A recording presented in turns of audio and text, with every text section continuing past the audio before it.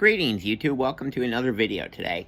Today I'm going to be starting a series of videos that I have felt compelled to do for a while now, and I've been getting a lot of information and been given the green light from the Dragon Collective, which I represent, to go ahead and do some videos on it. Just basically we're going to talk about the energetics and stuff.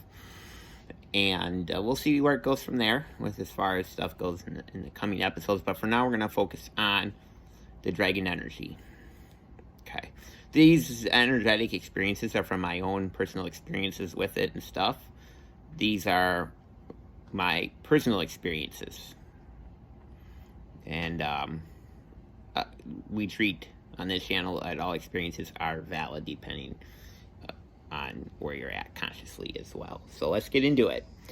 In my opinion, the dragon energy is highly misunderstood in society. It's highly misunderstood by many, as they don't completely understand the dragon. The dragon is can run with two currents of polarization.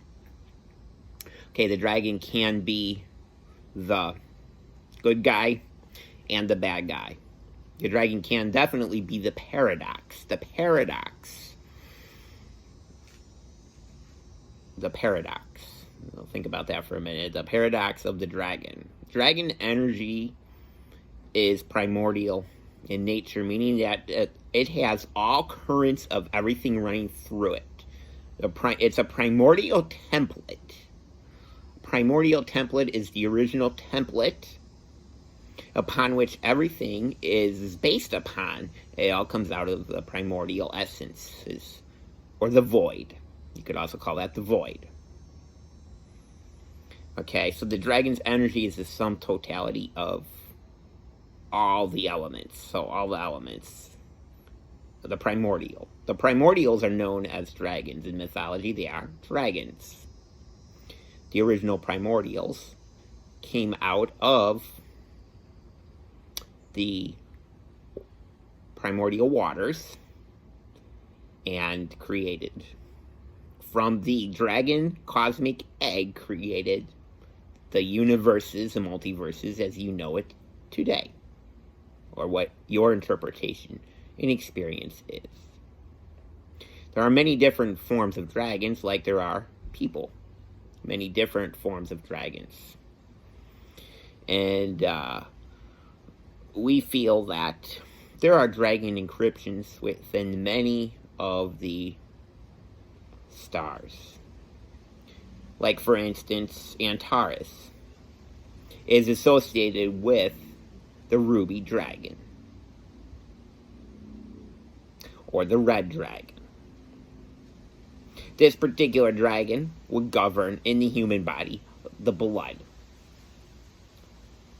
fertility, and anything to do with lymphatic and circulation systems within the body. So perhaps if one is not feeling well with circulation, that they would perhaps, if they are comfortable working with the dragon energy, which can be wild, primordial.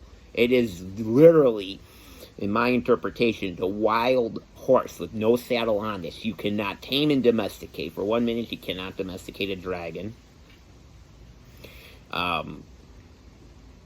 As the dragon bloodline is an ancient bloodline that that you can have while being on Earth. So in other words, you can say that you could carry the dragon bloodline encryption within your DNA. And Antares is one such aspects. There are dragons in the Boots constellation. There are the orange dragons. The dragons, they are associated with Arcturus. There are dragons associated with the Pleiadian dragons. Some of those would be considered pink dragons. The other ones, blue dragons as well. There are definitely earth dragons, which would be associated with the green dragons. And again, we're going to be overlapping because we're mentioning blue, green and blue. There are dragons for every element and everything in existence. But again, the dragon energy is wild energy. And we feel that is the primordial template of existence. the dragon coming out into form and creating.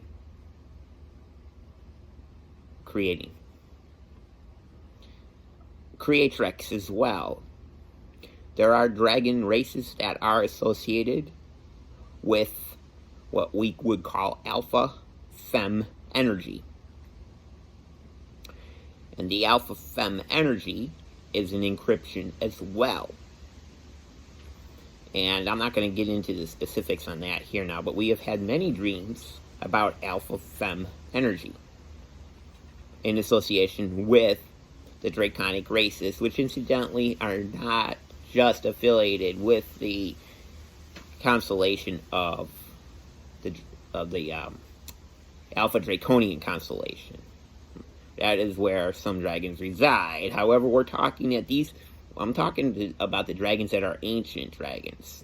Not the ones that went off and were polarized and went off of a certain branch of certain types of genetics. No, we're talking about the original dragons.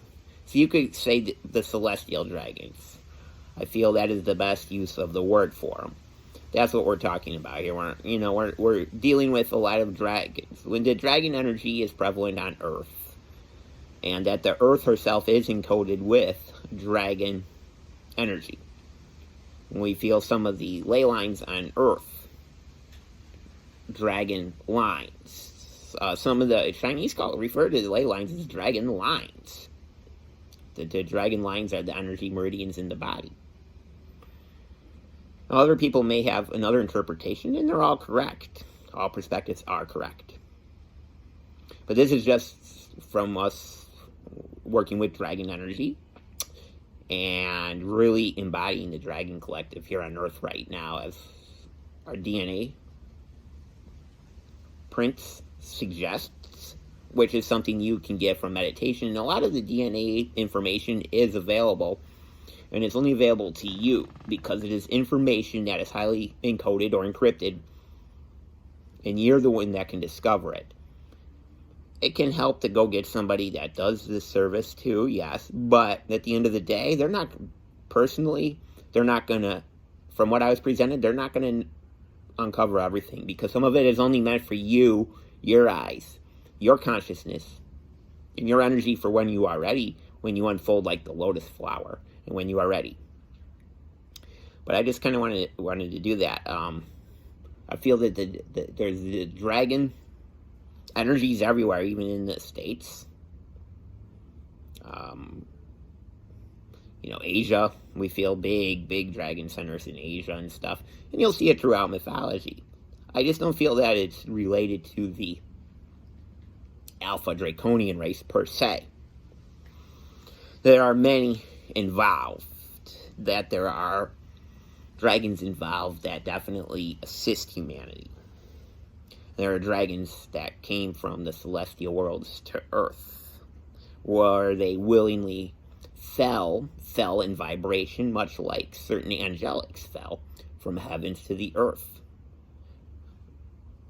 We feel that certain dragons did the same thing, and they embedded or encrypted themselves within the consciousness of Earth, which is a very interesting to think about. The encrypted within the consciousness of Earth is interesting to think, because then you could potentially leave a presence on Earth permanently. Even when your physical human life is done here, you would still leave a presence on Earth because you are encrypted within her consciousness, which to me is very interesting, and there can be a lot of reflection within that.